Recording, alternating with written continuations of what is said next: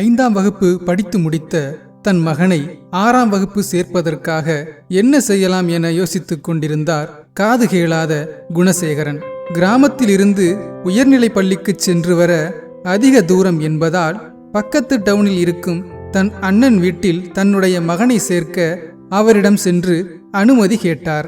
அதற்கு அவருடைய அண்ணனும் அவர் மனைவியும், உங்க மகன் பட்டிக்காட்டில் இருந்தவன், அவனை கூட்டிட்டு வந்து இங்கே விட்டா நல்லா இருக்காது, நீங்க உங்க மகனை உங்க ஊர்லயே சேர்த்து விடுங்க என முகத்தை சுளித்து கொண்டு சொல்ல, வாய் அசைவுகளை பார்த்து அவள் சொன்ன வார்த்தையை புரிந்து கொண்ட குணசேகரன் மீண்டும் தன் அண்ணன் மனைவியிடம் கெஞ்சினார்.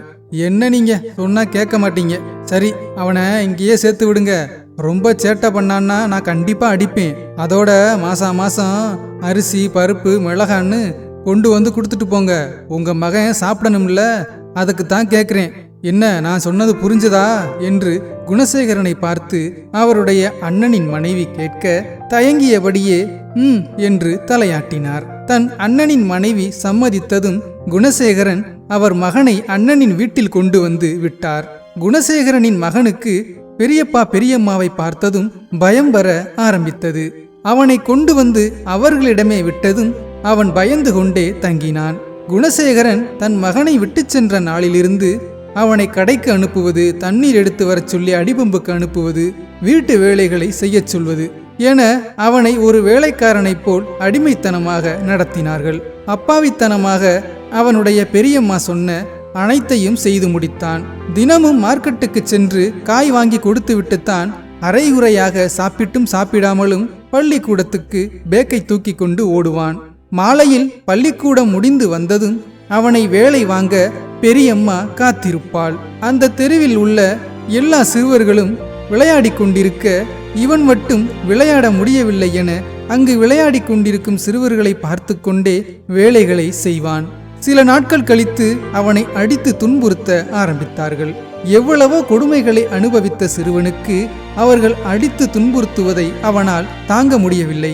ஒரு நாள் அவனை கடைக்கு சென்று சில மளிகை பொருட்களை வாங்கச் சொல்ல, அவன் கடைக்கு சென்று வாங்கி வந்ததில் ஒரு சில பொருட்கள் விட்டு போக, உனக்கு அறிவே இல்லையாடா என பெரியம்மா திட்ட, பதிலுக்கு எனக்கு அறிவெல்லாம் இருக்கு என்று சொல்லவும் சிறுவன் என்று கூட பாராமல் விளக்கமாறால் அடித்து துன்புறுத்த அந்த வழியை தாங்க முடியாமல் அலறினான். அவனுடைய பெரியம்மா கடைக்கு கொடுத்த பணம் மீதம் இருந்ததை வைத்து நேராக பஸ் ஸ்டாப்புக்கு சென்று அவனுடைய கிராமத்திற்கு செல்லும் பஸ் வந்ததும் அதில் ஏறி தன் கிராமத்திற்கு வந்து இறங்கினான். தன் மகன் மட்டும் தனியாக வருவதை பார்த்த குணசேகரன், என்னப்பா நீ மட்டும் தனியா வர்ற என்று கேட்டார். அவன் தன் சட்டையை கலட்டி காண்பித்தான்.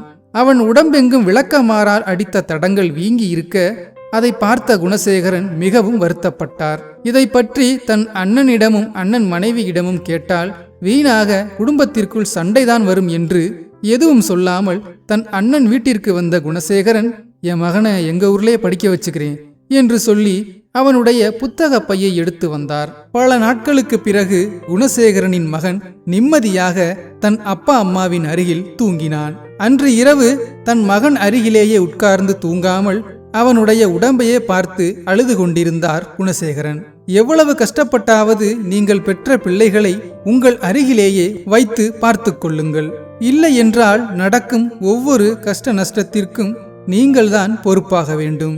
இந்த கதை உங்களுக்கு பிடித்திருந்தால் தயவு செய்து சப்ஸ்கிரைப் பண்ணுங்க, சப்போர்ட் பண்ணுங்க. நன்றி.